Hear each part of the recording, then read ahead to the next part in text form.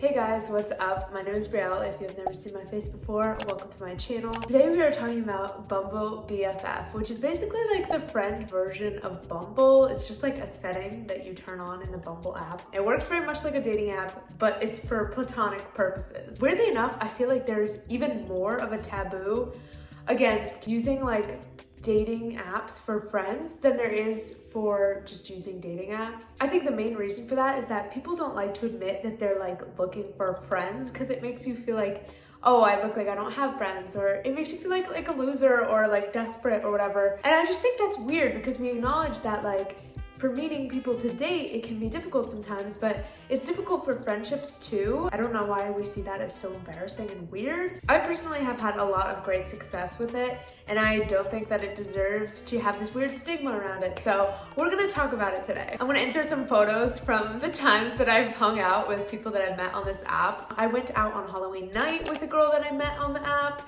I went for a picnic in Malibu with a girl that I met on the app, and it was literally our first time meeting each other, and we literally went to Malibu for a picnic. Like, you can have some really incredible experiences on this if you're smart and if you know how to make it work for you. There was one other time that I've had this downloaded and tried to use it, and I did not have nearly as much success. And I think now I realize exactly why that is. So if you are sort of interested in getting started on it, I'm gonna give you a couple tips that I honestly think made my experience so much better. Number one is the most important thing, and I swear to God, I will shout it from the rooftops, okay? Give your matches something to work with. And in return, like, look for people who are giving you something to work with. What I mean by that is, like, take Tinder, for example. If you're going on Tinder to hook up with somebody or to date somebody, you could just include like 4 hot pictures of you and you're gonna have pretty good luck on Tinder, right? Because there's this whole element of attraction and physical attractiveness, and like someone could be interested in you romantically purely off of your looks. Whether that's moral or not is a different story, but the fact remains that attraction is a factor there, right? If you're searching for friends, attraction is not a factor. So if I was scrolling on Bumble, like friend version, and this happens, I saw a girl that just has like 4 photos of her posing, like 4 Instagram photos, barely any bio. Her bio says something like, here to make friends and have fun, or like, you know, thought I'd give this a try, haha, which is like this shy bio that people put, right? That gives the person who's messaging you absolutely nothing. How are they gonna start a conversation? And how are they gonna know whether or not you two would get along? Like, you need to say something about your interests and what activities you wanna do. That's like the most important thing, is like, if you include things on your profile like, oh, I'm looking to go out for coffee, or I'm interested in getting drinks, or I love surfing, I love skateboarding, like giving very specific interests is gonna give you so much better luck, because the people who swipe on you and message you have something to work with, and people are going to swipe on you if they share those interests. And then you guys already have like activities that you know that you both want to do, which is going to make it so much easier to start hanging out with each other. Versus if you have a super vague profile that just says, oh, I'm looking for friends, what is someone going to message you and say? Like, hi, how are you? Like, that conversation is going to die within a couple seconds. There's no substance there. Give your matches something to work with, and look for people who give you something to work with. If you see something on someone's profile that you find interesting, bring it up, you know? If they're like, oh, I love self-help books, and you're into that too, great first messages. Oh my God, I'm into that too. Like, I would love to talk to you about it. Or we should go to a bookstore. Second tip, and this might come a little bit as a surprise because it's sort of different from what I do when I'm using these apps for dating, and I want to make a whole video on like how to be successful on like Tinder and Hinge and all of that, like for dating. But when it comes to like Bumble BFF, something I've picked up on is that you want to make concrete plans early. Because it's platonic, there's not usually as much of an element of the fear or of the creepiness of asking to go on a date too early. You know what I mean? If someone's second message to me on Tinder is, let's get dinner, I'm gonna be like, what the fuck? Let me talk to you first. But on Bumble BFF, it's kind of different. If you guys have shared interests and you want to grab coffee, it's a lot less intimidating. And honestly, I think the faster that you make plans, the more likely something will actually come from it. Because the truth is, especially without the element of attraction, having a text conversation like on Bumble BFF with no like romantic interest or no like fire going on, like, it's a lot harder to maintain just a text conversation. So I will literally in a few messages be like, oh my God, let's go to this restaurant that you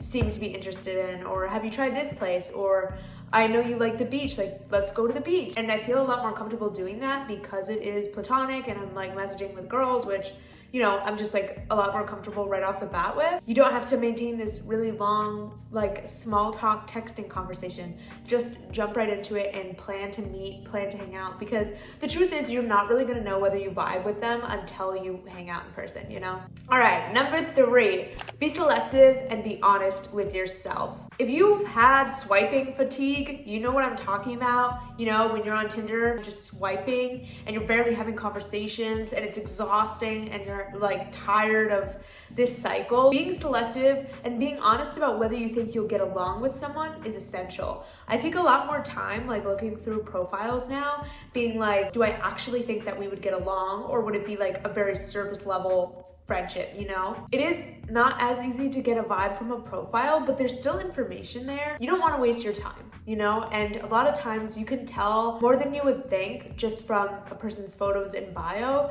And so being selective about who you're even swiping on, I think is so valuable. Like, don't just swipe on everyone who looks like they're nice. You know what I mean? There's gotta be something of substance that's pulling you to them. Do they seem creative? Do they seem ambitious? Do they seem like, you know, they would be really supportive of you? Society is really good about pushing having high standards for dating, but we don't talk enough about having high standards for friendships. And I think that this is a perfect opportunity when you have all these options in front of you to really have those high standards and be like, okay, I'm really only gonna talk to or try to hang out with people who I really feel like I have compatibility with, I have shared interests with, not just, oh, they seem nice, they seem like good enough. It's so much better to strike up 5 conversations with people who you feel like you really have a chance of becoming close with than to like randomly have small snippets of conversations with 30 different people who have personalities all over the board, interests all over the board. Like, be selective, you know? Only go for the people that you feel like you actually have a chance of really bonding with. Okay, last things last.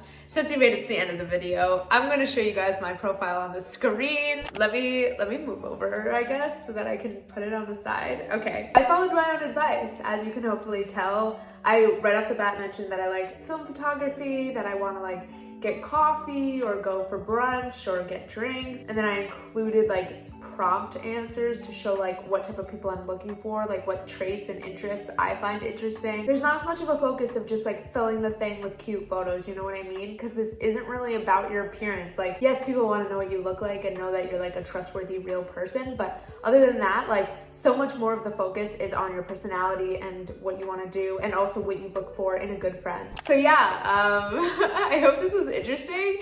I really recommend that you guys test this app out. Honestly, it has been really great, and especially when moving to a new place or a new city, it is one of the fastest ways to really just expand your social circle. Let's destigmatize dating apps for friends. So I guess friends apps, friendship apps, I don't know.